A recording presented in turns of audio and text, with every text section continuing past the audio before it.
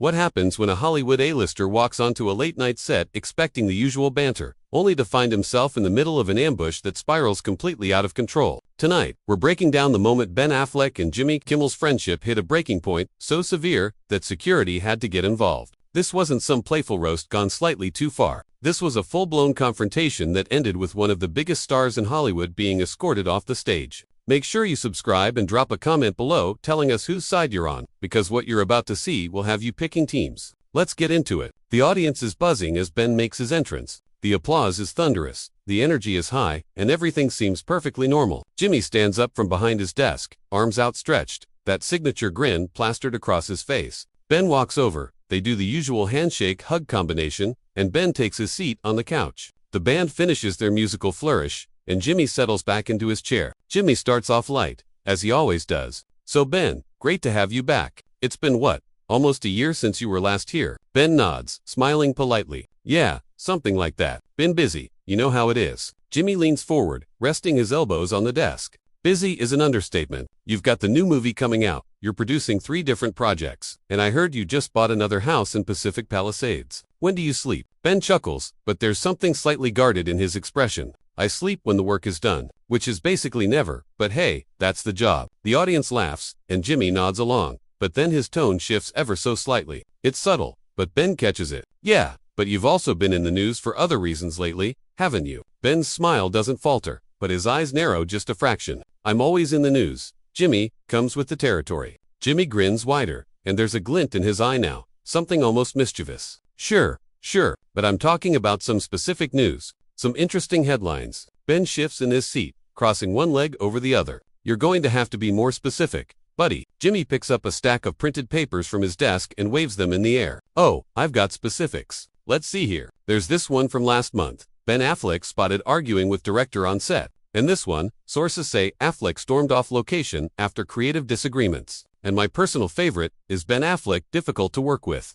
Industry insiders, weigh in." The audience goes quiet. You can feel the shift in the room. Ben's jaw tightens, and he uncrosses his legs, sitting up straighter. "Jimmy, what are you doing?" Jimmy shrugs, still wearing that grin, but now it feels more like a smirk. "I'm just reading headlines. Ben, they're out there. People are talking." Ben's voice drops lower, more controlled. "Yeah, people are always talking. That's Hollywood. But you and I both know that headlines don't tell the whole story." Jimmy leans back in his chair, folding his arms. "Okay, so tell me the whole story then. What really happened on that set? Were you difficult to work with?" The audience murmurs, sensing the tension now. Ben stares at Jimmy for a long moment before responding. "You really want to do this? Right here, right now?" Jimmy spreads his hands innocently. "I'm just asking questions, man. It's my job." Ben lets out a short, humorless laugh. "No, your job is to make people laugh and have a good time. This," he gestures at the papers still on Jimmy's desk, "this is something else. This is you trying to embarrass me on national television." Jimmy's grin finally fades, replaced by a more serious expression. "I'm not trying to embarrass you, Ben. I'm trying to have an honest conversation. You've been dodging these questions in every other interview. I thought maybe you'd be comfortable enough here to actually address them." Ben's voice rises slightly, just enough for everyone to notice. "Comfortable? You think ambushing me with tabloid garbage is going to make me comfortable? We've known each other for how long, Jimmy? 15 years. And this is how you treat me?" Jimmy sits forward again, and now there's an edge to his voice too. "Oh, come on. Don't act like you're some victim here. You knew coming on this show that I was going to ask you real questions. That's what we do now. We don't just sit here and promote movies anymore. We actually talk about things." Ben points a finger at Jimmy, his voice growing sharper. "There's a difference between asking real questions and throwing me under the bus for ratings. You didn't call me before the show to give me a heads up. You didn't say, 'Hey Ben, I'm planning to grill you about some rumors.' You just blindsided me." Jimmy's face flushes slightly, and he raises his voice to match Ben's intensity. "Blindsided you? You're a big boy. Ben, you've been doing this long enough to know how interviews work. If you didn't want to talk about it, you should have told your publicist to set some ground rules." The audience is completely silent now, and you can see people glancing at each other, unsure if this is part of some elaborate bit or if this is actually happening.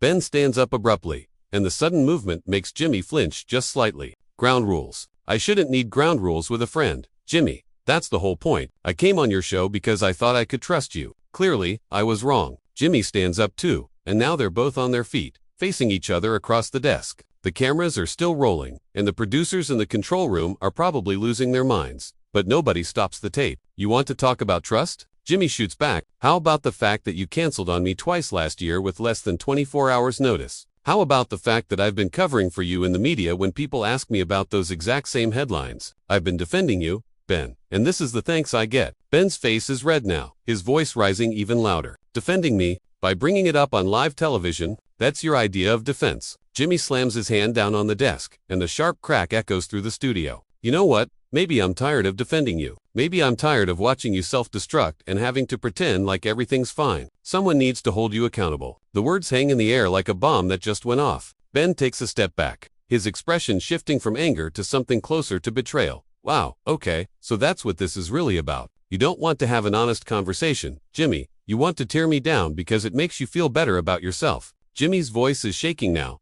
but he doesn't back down. That's not what this is about, and you know it. Ben cuts him off. No, I know exactly what this is about. You've been jealous for years. Jealous that I've got a career that doesn't depend on making fun of other people every single night. Jealous that I can actually create something instead of just commenting on what everyone else creates. The audience gasps audibly at that one. Jimmy's face goes pale. Then read again. Get out. Ben blinks. What? Jimmy points toward the exit. I said, get out. Get off my stage. Ben laughs, but it's bitter and harsh. Oh, now you want me to leave? After you drag me through the mud on your show? Jimmy moves out from behind the desk, walking toward Ben. Yeah, I want you to leave. Because clearly, you can't handle a real conversation without throwing a tantrum like a child. Ben steps forward too, and now they're only a few feet apart. A tantrum? You're the one yelling at me. You're the one who turned this into a circus. Jimmy's fists are clenched at his sides. Because you can't take responsibility for anything. Everything is always someone else's fault with you. The crew members are starting to move now, sensing that this could escalate even further. A producer walks onto the stage, hands raised in a calming gesture.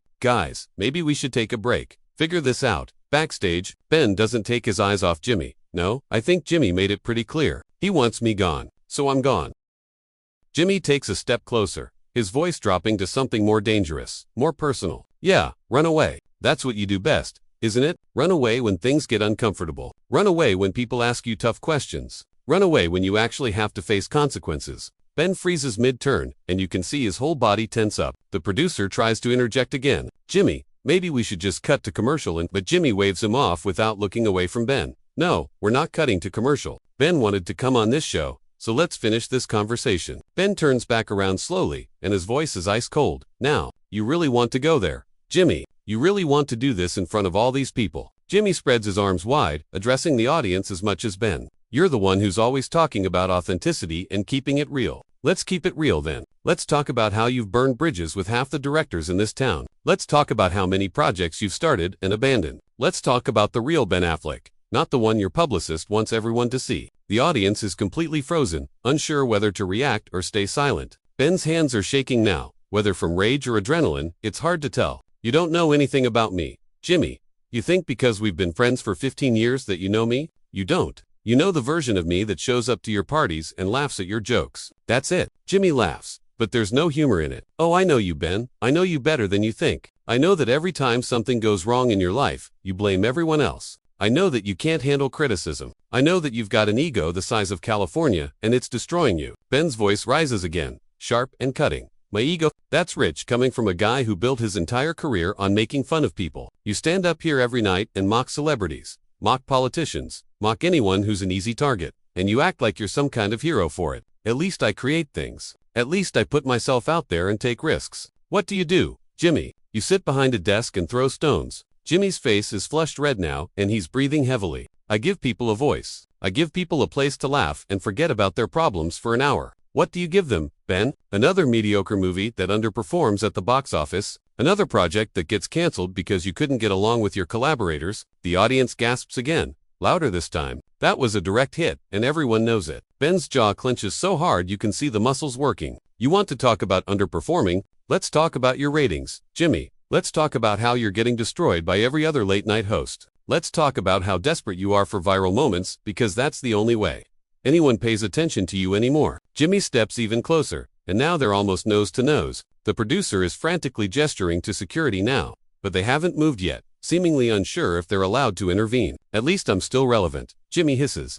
At least people still care about what I have to say. When's the last time anyone cared about one of your movies, Ben? When's the last time you did something that actually mattered? Ben's voice drops to a whisper, but it's somehow more menacing than when he was shouting. You want to know when I last did something that mattered? I'll tell you. Every single day, I show up and do the work. Even when people like you are trying to tear me down. Every single day, I fight to make something worthwhile. Even when the odds are stacked against me. I don't need validation from you or anyone else. Jimmy, I know what I bring to the table. Jimmy shakes his head, his voice dripping with contempt.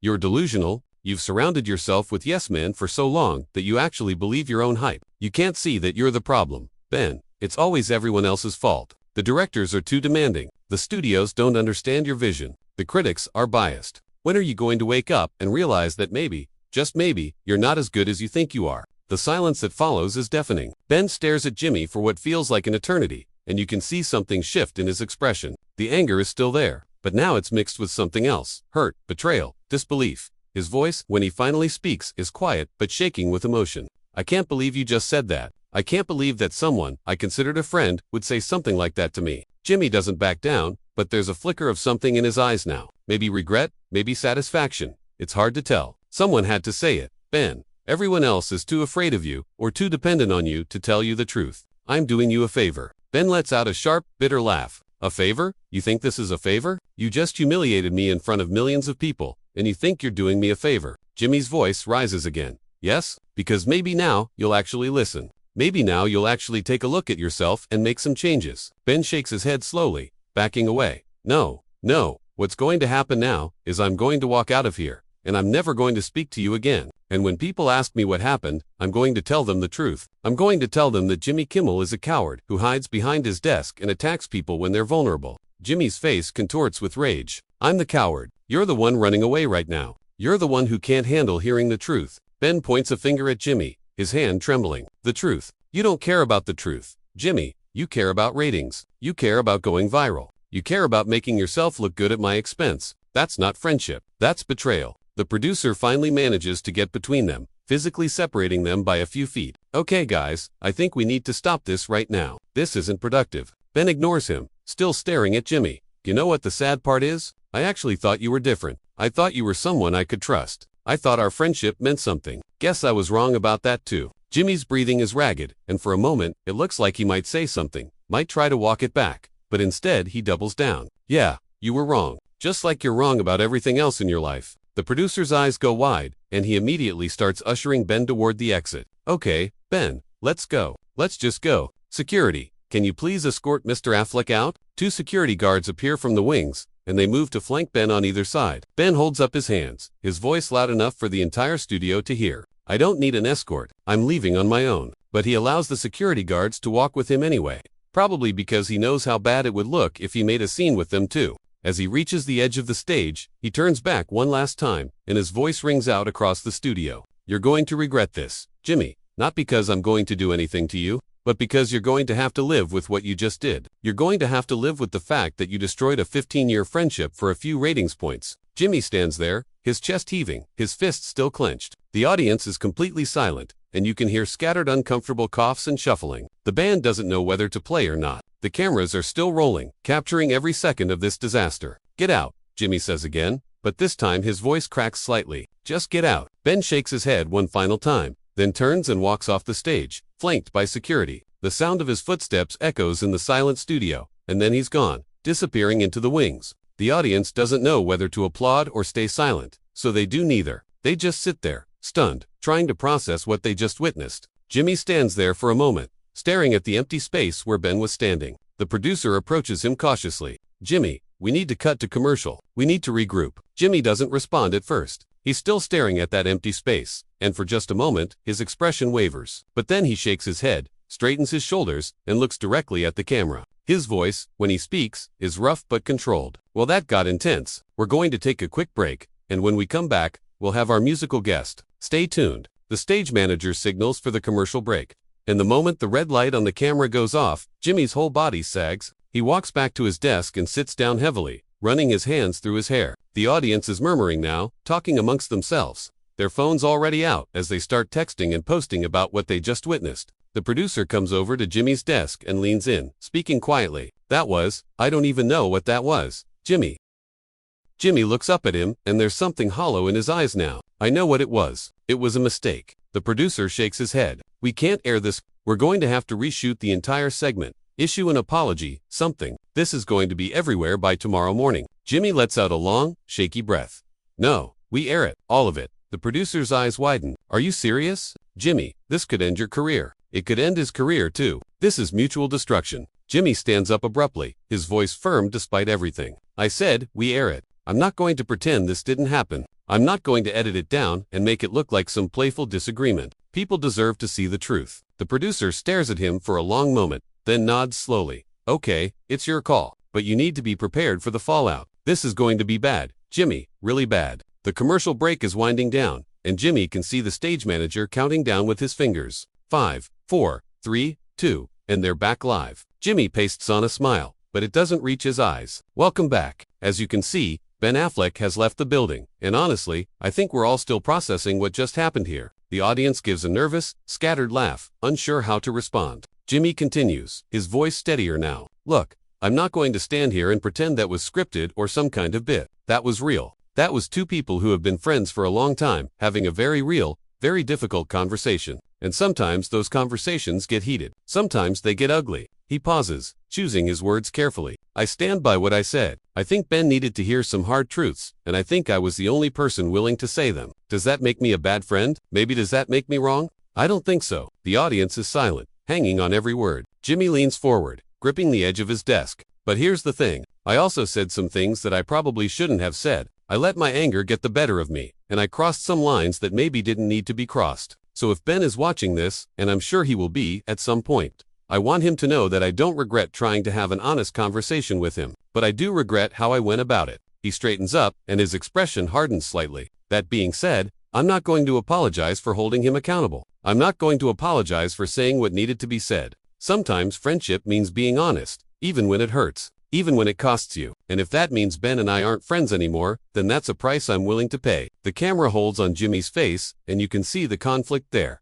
The doubt mixed with defiance. The rest of the show continues, but it's clear that nobody's heart is in it. The musical guest performs, but the energy in the room is completely off. The audience applauds politely, but the enthusiasm is gone. When Jimmy does his final sign-off, his voice is subdued. That's our show for tonight. Thank you for watching, and I'll see you tomorrow, maybe. He adds that last word with a weak attempt at humor, but it falls flat. The moment the camera's cut, Jimmy walks off the stage without saying a word to anyone. He heads straight to his dressing room and closes the door behind him. Inside, he sits down on the couch and finally allows himself to show emotion. His hands are shaking, and he buries his face in them. What did I just do? He whispers to himself, what the hell did I just do? There's a knock on the door, and his publicist enters without waiting for permission. Her face is pale, and she's already holding her phone, which is lighting up with notifications. Jimmy, we need to talk damage control right now. This is already trending on every social media platform. The clips are being shared everywhere. We need to get ahead of this. Jimmy doesn't look up. What's there to get ahead of? Everyone saw what happened. There's no spinning this. His publicist sits down across from him, her voice urgent. We can issue a statement. We can say emotions ran high, that you both said things you didn't mean, that you're going to work it out privately. We can control the narrative if we move fast. Jimmy finally looks up at her, and his voice is flat. No statements. No damage control. What happened, happened. People can make up their own minds about it. She stares at him in disbelief. Jimmy, you could lose your show over this. The network is already getting calls. Sponsors are going to pull out. You need to at least try to fix this. Jimmy shakes his head slowly. Some things can't be fixed, and maybe they shouldn't be. His publicist opens her mouth to argue, but something in his expression stops her. She closes her mouth, nods once, and leaves the room, already typing furiously on her phone. Meanwhile, across town, Ben is in his car, being driven home by his driver. He's staring out the window, watching the city lights blur past, his phone buzzing incessantly in his pocket. He finally pulls it out and sees the flood of messages. Text messages from friends, missed calls from his agent, notifications from every news outlet and gossip site. He doesn't open any of them. He just holds a phone in his hand, staring at the screen. His driver glances at him in the rearview mirror. You okay, Mr. Affleck? Ben doesn't answer at first. Then, quietly, he says, no, I'm not okay, but I will be. The driver nods and doesn't ask any more questions. When they pull up to Ben's house, Ben sits in the car for a moment, not moving. He can see lights on inside, and he knows his family is waiting for him. They've probably already seen it. Everyone's probably already seen it. He takes a deep breath, opens the car door, and steps out. As he walks toward his front door, his phone buzzes one more time. He looks down at it and sees a text from a number he hasn't heard from in years. It's from Matt Damon. The message is simple. Just saw what happened. Call me when you're ready to talk. Ben stares at the message for a long moment, then slips the phone back into his pocket. He'll deal with it tomorrow. Tonight, he just needs to breathe. Back at the studio, the crew is packing up equipment, but the conversations are all about the same thing. Did you see Jimmy's face when Ben called him a coward? Did you hear what Ben said about the ratings? I can't believe security had to escort him out. This is going to be talked about for years. One of the camera operators shakes his head. I've been working on this show for 8 years, and I've never seen anything like that. That wasn't television. That was personal. His colleague nods in agreement. Think they'll ever make up? The camera operator shrugs. Would you? If someone did that to you on national television, the other guy thinks about it, then shakes his head. No, probably not. They continue packing up in silence, the weight of what they witnessed still heavy in the air. The next morning, the internet is on fire. Every major news outlet is covering the story. The clips have been viewed millions of times already, and the comments sections are brutal. People are picking sides, dissecting every word, analyzing every facial expression. Some people are defending Jimmy, saying he was right to call Ben out. Others are defending Ben, saying Jimmy ambushed him and crossed a line. And some people are just enjoying the drama, making memes and jokes and viral posts. Days pass, and neither Ben nor Jimmy reaches out to the other. The story continues to dominate headlines, but slowly, other news starts to take over. Both men go back to their lives, their work, their families. But something has fundamentally changed between them, something that can't be undone. A friendship that lasted 15 years ended in less than 15 minutes, and everyone watched it happen. So there you have it, one of the most explosive confrontations in late-night television history. A friendship destroyed, careers potentially damaged, and a moment that will be talked about for years to come. Now it's your turn. Drop a comment below and let us know. Who do you think was in the right here? Was Jimmy justified in calling Ben out, or did he cross a line? Was Ben overreacting, or was his anger completely understandable? And do you think there's any chance these two ever reconcile? Hit that subscribe button if you want more deep dives into Hollywood drama, and we'll see you in the next one.